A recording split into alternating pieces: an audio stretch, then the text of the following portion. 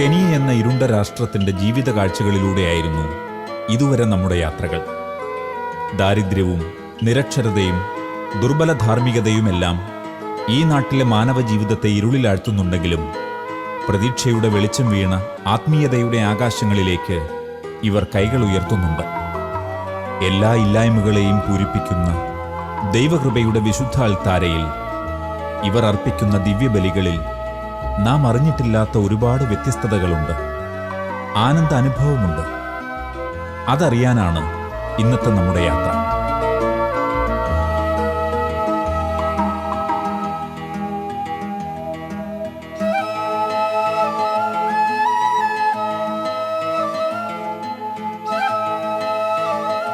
മിസ എന്നാണ് ഇവിടുത്തുകാർ ദിവ്യബലിയെ വിളിക്കുന്നത്.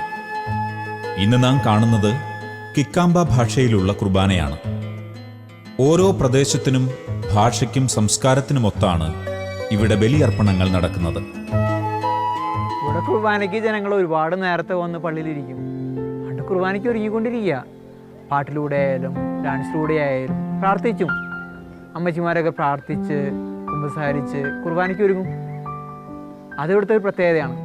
വിശുദ്ധ ബലിക്കുള്ള ഒരുക്കങ്ങൾ നടക്കുകയാണ് ഇവിടെ. ഗായക സംഘവും നർത്തക സംഘവും വചനവായനാ സംഘവും എല്ലാം തയ്യാറാവുകയാണ്.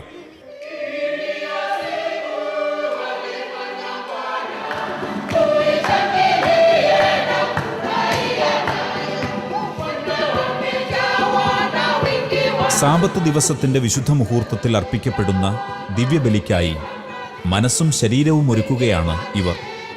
കിലോമീറ്ററുകൾ താണ്ടി മണിക്കൂറുകൾക്ക് മുമ്പെത്തി ഇവർ ദിവ്യബലിക്കൊരുങ്ങുമ്പോൾ മനമൊരുക്കലിന്റെ ഒരു പാഠം ഇവർ നമ്മെ ഓർമ്മിപ്പിക്കുന്നുണ്ട്.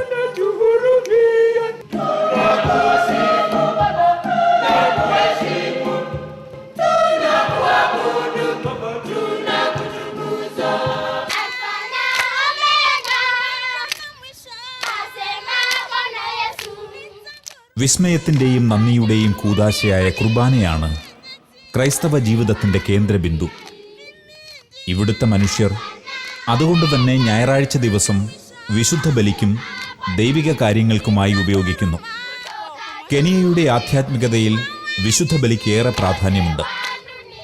തങ്ങളുടെ പാരമ്പര്യത്തിന്റെ അപാചതങ്ങളായ സംഗീതവും നൃത്തവും ആരാധനയോട് ചേർത്ത് വെച്ചുകൊണ്ട് ഓരോ ബലിയും ഇവർ ഉത്സവമാക്കുന്നു.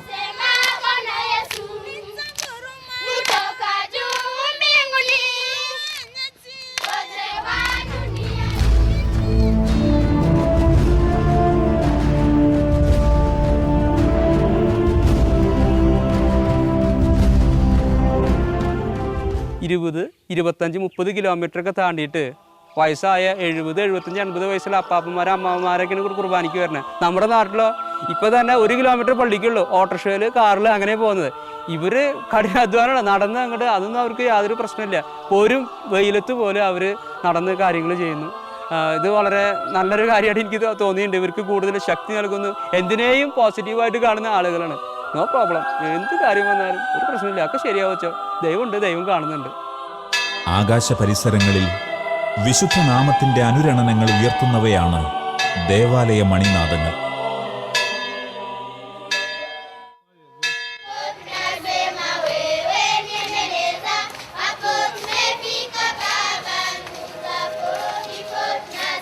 ആരംഭഗാനത്തിന്റെ സംഘസ്മൃതികൾ ഉയർന്നു തുടങ്ങി. ഗാനത്തിനൊത്ത് ചുവട് വെച്ചുകൊണ്ട് ഇവർ ഈ നിമിഷത്തിന്റെ ആഹ്ലാദത്തെ പൂർണ്ണമാക്കുന്നു. ഈണവും ചുവടുവെപ്പും എല്ലാം ഈ ബലിയിൽ മുഴുനീളയുണ്ട്. കാർമികനെ ഇവർ ആദരവോടെ എതിരേൽക്കുന്നു.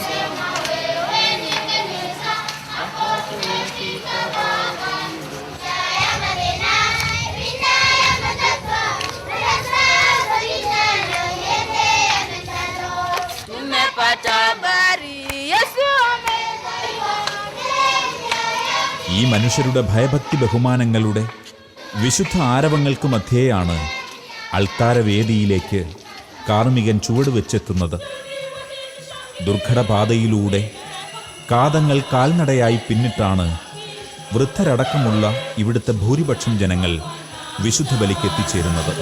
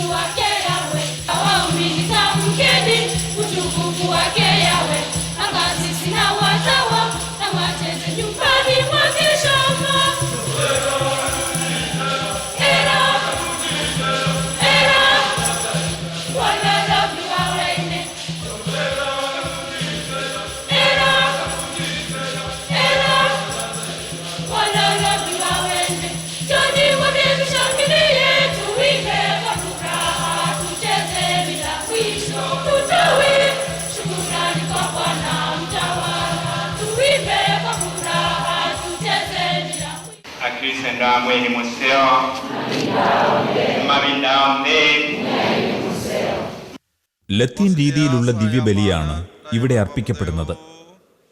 ദൈവത്തോടും അരികിലുള്ള സഹജനോടും ഐക്യപ്പെട്ട് മനമൊരുക്കി ഇവിടെ ബലി ആരംഭിക്കുകയായി.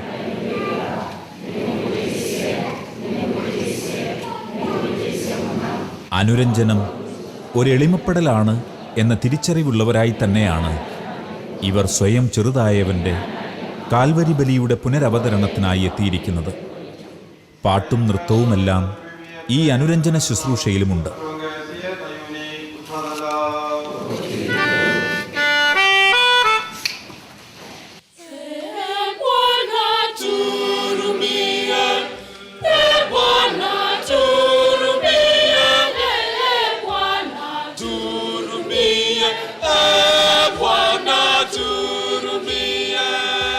പരിശുദ്ധിയുടെ സിംഹാസനത്തിൽ ഉപവിഷ്ടനായ പരമോന്നതന് സ്തുതിയർപ്പിക്കുന്ന നിമിഷങ്ങൾ. ജീവിതത്തെ വിശുദ്ധ നന്മ കൊണ്ടു നിറയ്ക്കുന്നവൻ ഭൗമികമായ എന്തിനേക്കാളും ഉപരിയാണെന്ന് നാവുകൊണ്ട് ഏറ്റുപറയുകയാണ് ഇവർ.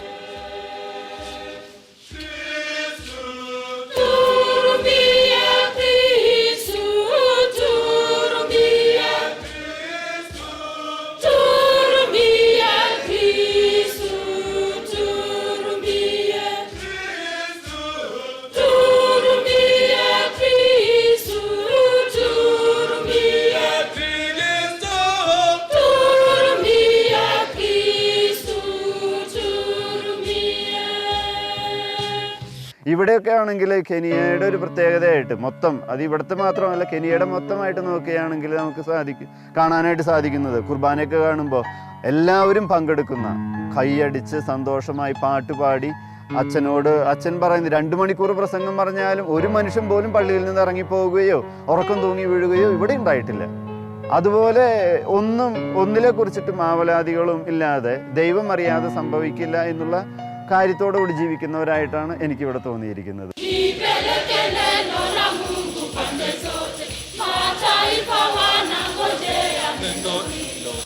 രക്ഷാദായകമായ തിരുവചനത്തെ സമ്പൂർണമായ ആദരവോടെ സമീപിക്കുന്ന വചന ശുശ്രൂഷയാണ് ഇനി.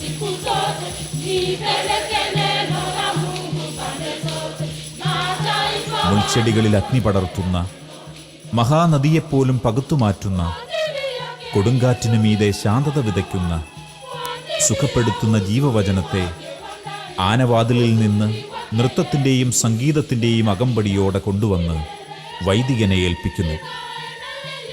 വൈദികൻ വിശുദ്ധ ഗ്രന്ഥം വായനാ സംഘത്തിന് കൈമാറുന്നു.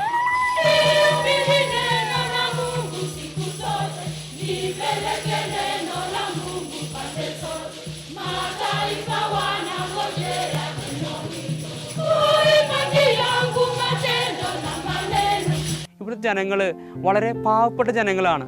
അവർക്ക് സ്വന്തമായി നല്ല വീടില്ല, നല്ല വസ്ത്രമില്ല, ഭക്ഷണം തന്നെ അവർക്ക് അധികമില്ല. എങ്കിലും പള്ളിയിൽ കുർബാനയ്ക്ക് വരുമ്പോൾ കൊച്ചുകുട്ടി പോലും എന്തെങ്കിലും കാണിക്കയായിട്ട് അവരോട് സമർപ്പിക്കും. പിറ്റേ ദിവസം ചിലപ്പോൾ നമ്മുടെ അടുത്ത് സഹായത്തിനായിട്ട് അവർ വരാം. പക്ഷേ ദിവ്യബലിയിൽ അവർ ഓഫർട്രി ആയിട്ട്, കാണിക്കയായിട്ട് എന്തെങ്കിലും സമർപ്പിക്കും. നമുക്ക് വിധവയുടെ കാണിക്ക എന്താണെന്ന് മനസ്സിലാകണമെങ്കിൽ ഒരു ദിവസം ഇവിടുത്തെ കുർബാനയിൽ സംബന്ധിച്ചാൽ മതി. ഇവരുടെ കാഴ്ച സമർപ്പണം കണ്ടാൽ മതി. ഇവിടെ അച്ഛന്മാർക്കും സിസ്റ്റേഴ്സിനും ആവശ്യമായ എല്ലാ സാധനങ്ങളും കുർബാന മധ്യേ അവർ കൊണ്ടുവരും.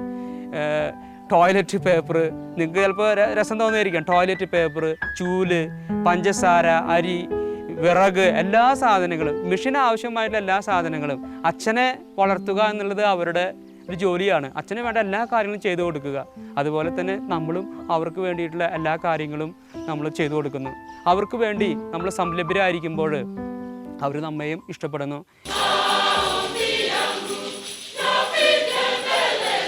വിധവയുടെ ചെമ്പു നാണയങ്ങൾക്ക് മറ്റെന്തിനേക്കാളും വില നൽകിയ മഹാഗുരുവിൻ്റെ സന്നിധിയിൽ ഇവർ ജീവിതം കാഴ്ചയായി ഏകുന്നു.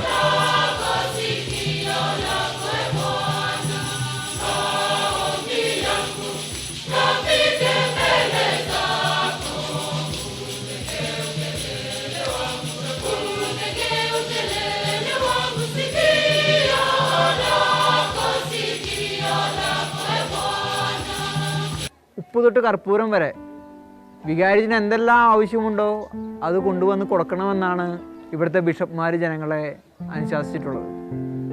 കുർബാനയ്ക്ക് കാഴ്ചവെപ്പിൻ്റെ സമയത്ത് അവർ നിത്യേന ആവശ്യമുള്ള എല്ലാ സാധനങ്ങളും, ആടുമാടുകൾ വരെ അവർ കാഴ്ചവെപ്പിനെ കൊണ്ടുവന്ന് വികാരിച്ചിനെ സമർപ്പിക്കും. അത് തമ്പുരാനെ സമർപ്പിക്കുന്നു, അതിലൂടെ വികാരിച്ചിന് കിട്ടും. അച്ഛന് എന്തൊക്കെ വീട്ടിലേക്ക് ആവശ്യമുണ്ടോ, പള്ളിക്ക് എന്തൊക്കെ ആവശ്യമുണ്ടോ അത് ജനങ്ങൾ കൊണ്ടുവരണതാണ്.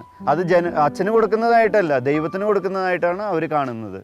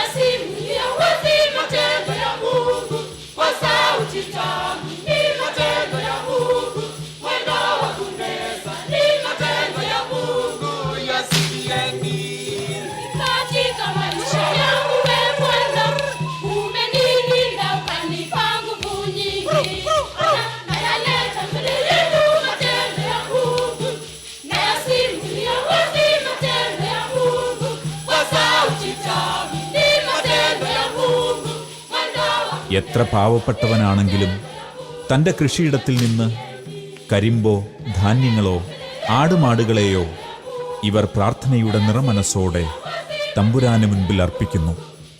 ദൈവത്തിന് നൽകാനുള്ളത് നൽകിയാൽ ദൈവം നൽകുന്നത് ഇരട്ടിയാകും എന്നുള്ള പാഠം ഇവരിൽ നിന്ന് നാം പഠിക്കണം.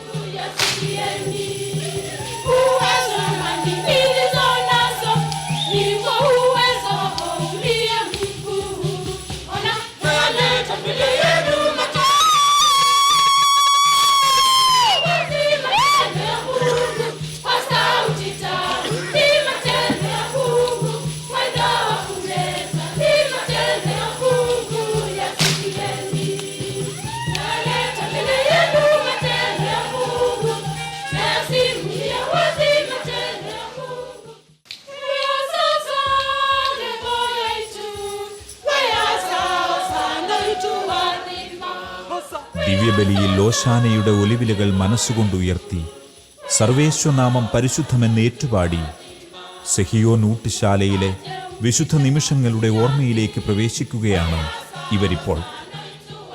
കാൽവരിയുടെ നിഴൽ വീണ മനസ്സിൽ മഹാസ്നേഹം നിറച്ച് ദൈവപുത്രൻ തന്നെ തന്നെ പകുത്തു നൽകി ഉരുവിട്ട വാക്കുകൾ കാർമ്മികൻ ആവർത്തിക്കുന്നു. തിരുഉത്ഥാനത്തിനു ശേഷം തീനാവുകളായി പറന്നിറങ്ങിയ പാവനാത്മാവ് ഈ അപ്പത്തിലേക്കും വീഞ്ഞിലേക്കും പറന്നിറങ്ങുന്ന ദൈവികമായ മഹാത്ഭുതത്തിനായി വൈദികൻ പിതാവിനോട് പ്രാർത്ഥിക്കുമ്പോൾ ജീവനെ ജ്വലിപ്പിക്കുന്ന ആത്മശക്തിക്കായി ഇവരും ജീവിതത്തെ അൾത്താരയോട് ചേർത്തു നിർത്തുന്നു.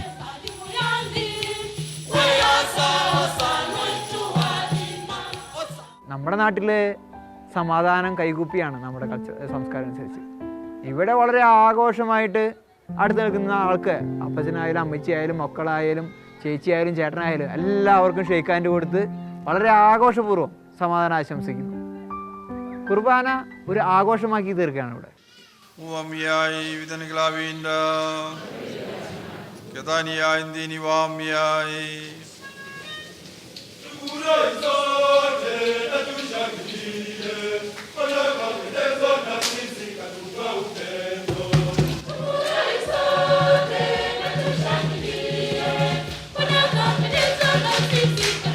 സമാധാനം നമ്മോടുകൂടെ എന്ന് ആശംസിക്കുന്ന ഉത്ഥിതന്റെ ശോഭിതമായ തിരുമുഖ ചൈതന്യം ഉള്ളിൽ നിറച്ച് പരസ്പരം സമാധാനം ആശംസിക്കുന്ന ഈ നിമിഷങ്ങളിൽ ഇവർ പരസ്പരം കരങ്ങൾ പ്രാർത്ഥനയോടെ പുണർന്നുകൊണ്ടാണ് സമാധാനം ആശംസിക്കുന്നത്.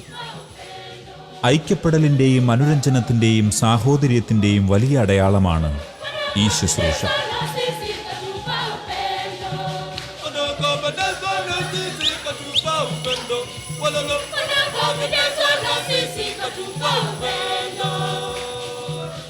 നമ്മൾ കുർബാന ചെല്ലുന്ന അവരുടെ ഭാഷയിൽ കിക്കാമ്പയിലാണ്. നമുക്ക് അവരുടെ ഭാഷയിൽ അവരുടേതായ പ്രൊനൗൺസിയേഷനിൽ കുർബാന ചെല്ലാൻ നമുക്ക് സാധിക്കില്ല. അവരുടെ അച്ഛന്മാർ കുർബാന ചെല്ലുകയാണെങ്കിൽ എത്ര മനോഹരമായിരിക്കുമെന്ന് തോന്നലൊക്കെ അവർക്ക് ഉണ്ടാകാമെന്ന് എനിക്ക് തോന്നിപ്പോയി. എങ്കിലും അതൊക്കെ മാറ്റിവെച്ച് നമ്മളുടെ പ്രവർത്തന ശൈലി, നമ്മുടെ കുർബാനയൊക്കെ അവർക്ക് വളരെയധികം സന്തോഷമാണ്. അവരെപ്പോഴും നമ്മളെ പ്രോത്സാഹിപ്പിക്കുന്നു. അൾത്താരയിൽ മുറിക്കപ്പെടുന്ന അപ്പം ലോകം മുഴുവനുമുള്ള സകല ജനത്തിനു വേണ്ടിയുമുള്ള രക്ഷയുടെ അച്ചാരമാണ്.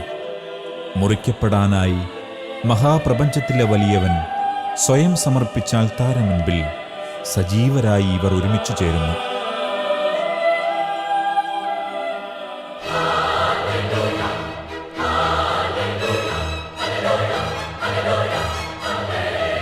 ദേവാലയത്തിന് പുറത്തു വെറും കാഴ്ചക്കാരായി നിൽക്കുന്നവരല്ല ഇവർ. ബലിയുടെ പൂർണ്ണതയ്ക്കായി തങ്ങളും അർപ്പകനോടൊപ്പം ചേരണമെന്ന ബോധ്യം ഇവർക്കുണ്ട്. പരിശുദ്ധന്റെ തിരുമേനി ആരാധനയ്ക്കായി കരങ്ങളിലേന്തുന്ന കാർമ്മികൻ തന്റെ നിയോഗത്തിന്റെ നിർവൃതിയിൽ പ്രാർത്ഥനയോടെ നിൽക്കുന്നു. ദിവ്യകാരുണ്യനാഥൻ അർത്ഥന കൊണ്ട് അലങ്കരിച്ച മാനസഗേഹങ്ങളിലേക്ക് ആഗതനാകുന്ന വിശുദ്ധ നിമിഷം. ദൈവത്തിൻ്റെ കുഞ്ഞാടിൻ്റെ വിരുന്നിൽ പങ്കെടുക്കാൻ കഴിഞ്ഞ മഹാഭാഗ്യത്തിൻ്റെ ആനന്ദത്തോടെ നാഥനെ ഇവർ ഉൾക്കൊള്ളുകയായി. പാട്ടും നൃത്തവും ചേരുന്ന ആനന്ദ ആരവങ്ങൾക്കിടയിലൂടെ ഇടയനായവൻ അജഗണത്തോട് ചേരുന്നു.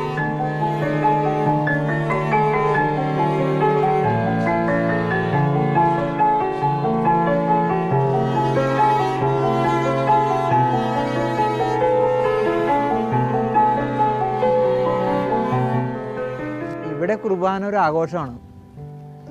നമ്മുടെ നാട്ടിൽ കടത്ത് കഴിക്കാനാണ് മിക്കവാറും ആൾക്കാരൊക്കെ പള്ളിയിലെത്താം. അല്ലെങ്കിൽ ഞായറാഴ്ച കഷ്ടി മുഷ്ടി പള്ളിയിലെത്തിയെന്നുള്ളൂ. ഇവിടെ ഒരു പക്ഷേ പള്ളിയിലോട്ട് വരുവാനും കുർബാനയിൽ പങ്കെടുക്കാനും ആൾക്കാർക്ക് കൂടുതൽ താല്പര്യമാണ്. കാരണം അതിൽ ഡാൻസ് ഉണ്ട്, പ്രാർത്ഥനയുണ്ട്, അതുപോലെ തന്നെ പഠനമുണ്ട്. സർവവുമേകിയവന് നന്ദി പറഞ്ഞ് ജീവിത പരിസരങ്ങളിലേക്ക് മടങ്ങാൻ ഒരുങ്ങുകയാണ് ഇവർ. അനുഗ്രഹം ഇനിയും ഒഴുകിയിറങ്ങണമെങ്കിൽ നന്ദി പറയലിൻ്റെ വലിയ ശീലം സ്വന്തമായി ഉണ്ടാകണമെന്ന് ഇവർക്കറിയാം. ബലിയുടെ വിശുദ്ധ നിമിഷങ്ങൾക്കൊടുവിൽ വൈദികൻ ആശീർവാദത്തിനായി കരമുയർത്തി നിൽക്കുമ്പോൾ ഇവർ കാണുന്നത് പാപത്തെയും മരണത്തെയും ജയിച്ച പരമപരിശുദ്ധനെയാണ്.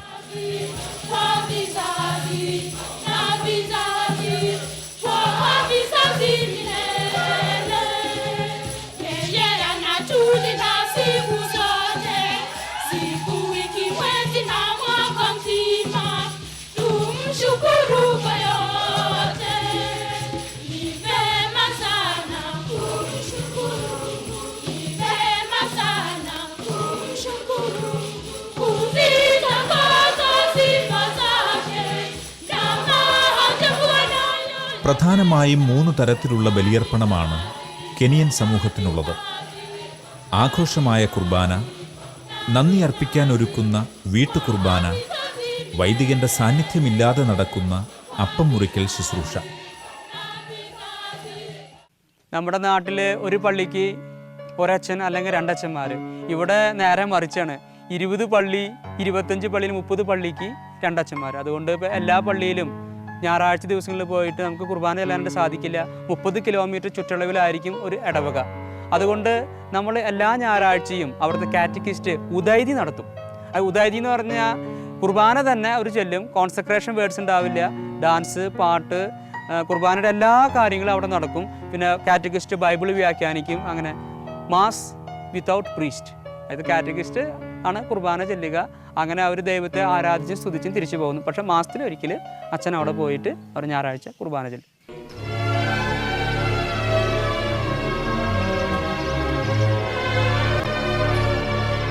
ഇത് കൃഷിക്ക് കാവലാവാനും വിളവ് ലഭിക്കാനും മഴയ്ക്കായി പ്രാർത്ഥിച്ചു ലഭിച്ച അനുഗ്രഹത്തിന് ഒരു കുടുംബം പ്രതിനന്ദി അർപ്പിക്കുന്ന വീട്ടുകുർബാനയാണ്.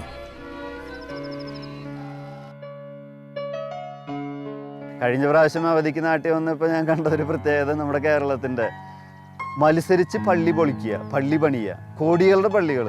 ഞാൻ നേരത്തെ ആലോചിക്കായിരുന്നു ഞങ്ങളുടെ ഈ കെനിയയുടെ കാര്യം. ജനങ്ങൾ ചുമ്മാ മരത്തിൻ്റെ അടിയിൽ അല്ലെങ്കിൽ ഏതെങ്കിലും ഒരു ഹാളിൽ അല്ലെങ്കിൽ വീടിൻ്റെ മുന്നിൽ അവിടെയൊക്കെയാണ് കുർബാന ചെല്ലണത്. അവിടെ തന്നെയാണ് ഞങ്ങളൊക്കെ അർപ്പിക്കുന്നത്. പക്ഷേ ആ ജനങ്ങളുടെ ഒരു പ്രത്യേകത വലിയ കല്ലുകൾ കൊണ്ട് കെട്ടിയിരിക്കുന്ന പള്ളികളെക്കാളും മനുഷ്യരിലാണ്. തങ്ങളിലേക്ക് വരുവാൻ ആഗ്രഹിക്കുന്ന, തങ്ങളെ സ്നേഹിക്കുന്ന ദൈവത്തിന് പ്രാധാന്യം കൊടുക്കാനായിട്ടാണ് ഇവരുടെ ജീവിതത്തിൽ മുഴുവൻ കാണാനായിട്ട് സാധിക്കുന്നത്. നേരത്തെ പറഞ്ഞിട്ടുള്ളതുപോലെ പള്ളികളിൽ പങ്കെടുക്കുന്ന സജീവത, ആ ഒരു പ്രത്യേകത വളരെയധികം പ്രത്യേകത തന്നെയാണ് ഇവിടെ ഉള്ളത്. ജനങ്ങൾ വളരെ മുഴുകിച്ചേർന്ന് തങ്ങളിലേക്ക് വരുവാൻ ആഗ്രഹിക്കുന്ന ദൈവത്തെ സ്വീകരിക്കുവാനായിട്ട് കൈകൊട്ടി, പാട്ടുപാടി, ഡാൻസ് ചെയ്ത് സ്വീകരിക്കുവാനായിട്ട് ആഗ്രഹിക്കുന്നവർ. നമ്മുടെ അവിടെ പങ്കെടുക്കുന്നില്ല എന്നല്ല ഞാൻ പറയണത്, പക്ഷേ ഇവിടെ ഒരു വളരെ വളരെ വ്യത്യാസമായിട്ടാണ് എനിക്ക് പലപ്പോഴും അനുഭവപ്പെട്ടിരിക്കുന്നത്. പ്രാർത്ഥനയുടെ മഴച്ചാറ്റൽ നനഞ്ഞ് തിരുവോസ്തി രൂപന് സ്നേഹത്തിൻ്റെ കുട പിടിച്ചു നൽകി ഭക്തി ബഹുമാനത്തിൻ്റെ ഉച്ചസ്ഥായിയിൽ ഇവിടെ ഇവർ ഒരുമിക്കുന്നു. വിരലിലെണ്ണാവുന്ന മിഷണറി വൈദികർ മാത്രമാണ് കെനിയയിലുള്ളത്. എന്നിരുന്നാലും ദിവ്യബലിക്കായി കാത്തിരിക്കുന്ന സമൂഹത്തിലേക്ക് ഈ മിഷണറി വൈദികർ ഏത് സഹനവും സഹിച്ചെത്തിച്ചേരുന്നു. മഴത്തുള്ളികൾ ഇവരുടെ മുഖത്തടയാളങ്ങൾ പതിപ്പിക്കുമ്പോഴും തിരുവോസ്തി രൂപനിൽ മാത്രം ശ്രദ്ധ നൽകി ഇവർ ഉറക്കെ പാടി സ്തുതിക്കുന്നു.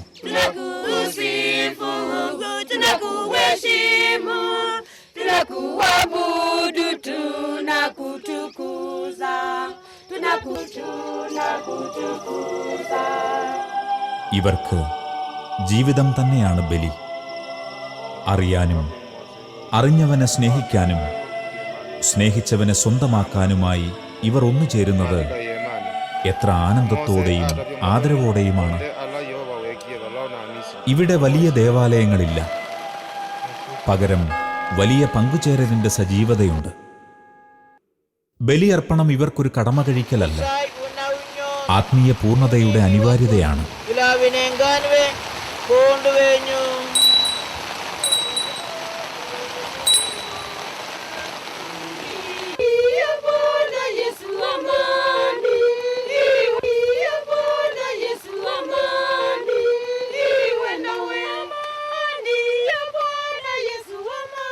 ഓരോ നിമിഷത്തിലും ഒരു ബലി അർപ്പിക്കപ്പെടുന്ന നമ്മുടെ ഈ ലോകത്തിൽ ബലിയിൽ പങ്കുചേരാൻ എത്തുന്നവർ ഇവരുടെ തീഷ്ണത പകർത്തിയാൽ എത്ര വലിയ അത്ഭുതമാണ് നമ്മുടെ ഈ ലോകത്ത് നടക്കുക.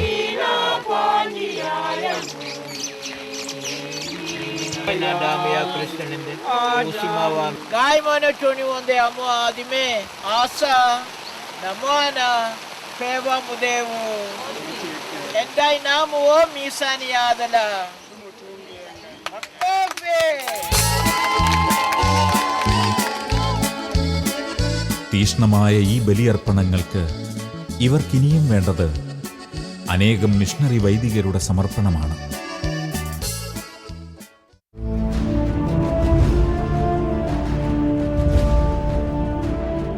ഒരു വൈദികന് മാത്രമേ ക്രിസ്തുവിൻ്റെ വിശുദ്ധ ദേഹത്തെ എടുത്തുയർത്തി പകുത്തു നൽകാനാവൂ. നിത്യപുരോഹിതനേശുവേ, വൈദികരെ കാത്തുകൊള്ളണമേ എന്ന പ്രാർത്ഥന ചൊല്ലുമ്പോൾ ഈ ജനതയുടെ ആത്മദാഹം അകറ്റുന്ന വിശുദ്ധ സമർപ്പണങ്ങൾ ഇനിയും ഉണ്ടാകാൻ കൂടി നമുക്ക് പ്രാർത്ഥിക്കാം. ഇനി ദേവാലയമുറ്റത്തേക്ക് പ്രവേശിക്കുമ്പോൾ നാം കണ്ട ഈ എളിയവരുടെ മിഴികളിലെ ഭക്തിയുടെ തീവ്രത നമുക്ക് മറക്കാതിരിക്കാം.